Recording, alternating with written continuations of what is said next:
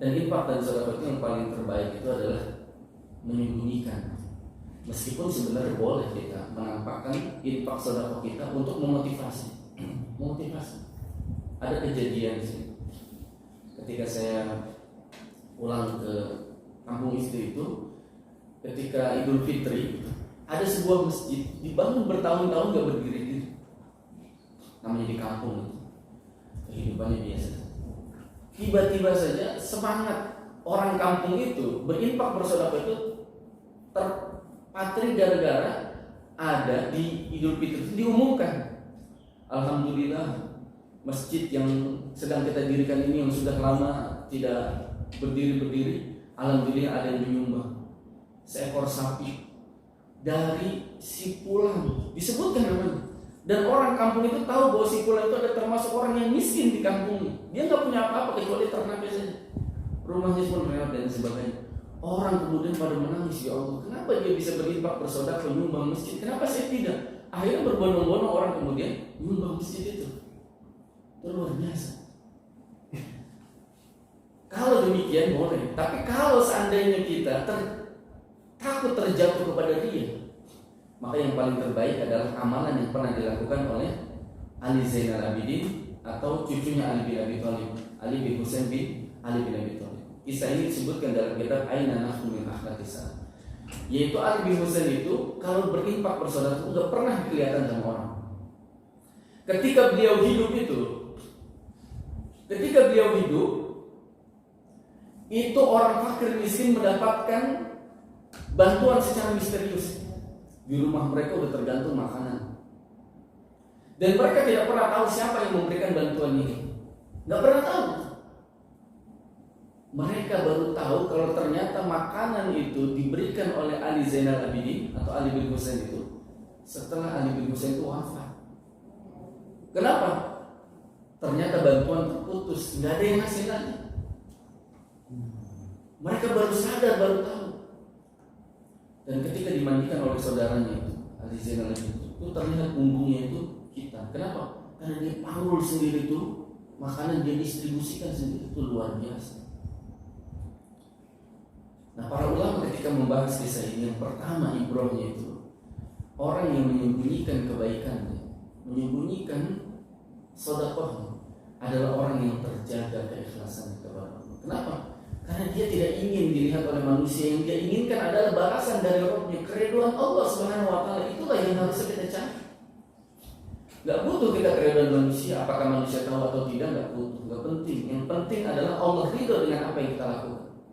Yang kedua, kata para ulama itu, kisah ini menunjukkan betapa para ulama salafus saleh itu adalah orang-orang yang sangat menjaga izzah orang-orang fakir dan miskin, menjaga kehormatan. Jadi bukan sekedar dibantu, tapi kehormatannya itu dihargai, kehormatannya itu dijaga. Dengan cara dia memberikan sembunyi-sembunyi, orang fakir dan miskin itu nggak merasa hutang budi kepada Ali bin Husain, nggak pernah merasa hutang budi. Yang kedua, ada orang fakir dan miskin itu malu minta-minta atau kemudian di blow up di hadapan ramai, malu sebenarnya. Apalagi kalau kemudian bagi-bagi zakat sedekah itu menjelang Idul Fitri. Ratusan orang kumpul di depan rumah kepanasan, terinjak-injak, dorong-dorongan. Sampai pernah ada terjadi kan meninggal dunia terinjak-injak hanya karena mengantri uang zakat 20.000 rupiah. Nah, para ulama zaman dahulu mereka punya cara terbaik tentang bagaimana memberikan bantuan dan menjaga izzah kehormatan fakir miskin. Itu seperti itu. Nah, ini ciri pertama di antara ciri orang bertakwa, yaitu berinfak bersedekah di waktu lapang dan sempit. Kalau di bulan Ramadan kita senantiasa berinfak bersedekah, jangan berhenti sampai di situ. Kalau di bulan Ramadan kita senantiasa menyiapkan makanan untuk takjil, jangan berhenti sampai di situ. Siapkan makanan untuk orang makan kapan saja, meskipun tidak bulan Ramadan. Karena memberi makan itu termasuk amalan istimewa. Dalam sebuah hadis kata Nabi sallallahu alaihi wasallam, "Ayuhan nas absus salam wasilul arham wa aqimut ta'am wa sallu bil laili wa nasu niyam tadkhulul jannata bisalam." Wahai manusia, absus salam, tebarkanlah salam, wasilul arham, sambunglah silaturahim, wa aqimut ta'am, dan berikanlah makanan, Wassallu billaili wa nasu niyam, dan salatlah ketika manusia sedang tertidur, salat malam. Tadkhulul jannata bisalam, niscaya engkau masuk surga dengan selamat. Ini termasuk amalan-amalan ahli surga. Yang pertama tebarkan salam, yang kedua sering silaturahim, yang ketiga memberi makan. Wa aqimu ta'am. Dalam hadis ini umum, tidak mesti harus fakir miskin, tapi kalau ada fakir miskin lebih utama. Tapi kalau memberi makan kepada orang lain itu juga utama, walaupun bukan fakir dan miskin. Wa aqimu ta'am.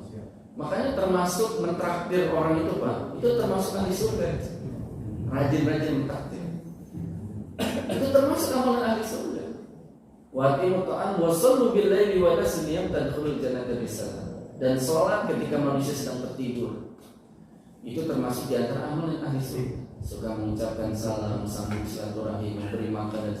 Makanya semangat kaum muslimin sekarang itu suka memberi sedekah Jumat, Jumat barokah dan itu termasuk amalan ahli surga, suka memberi makan. Kan kita nggak tahu, apalagi kalau yang makan, Pak. Yang makan itu orang beriman, orang bertakwa, orang habis sholat. Makanan kita dimakan oleh orang-orang beriman, orang-orang bertakwa. Dalam setiap makanan itu jadi kebaikan, karena buat apa dia buat ibadah.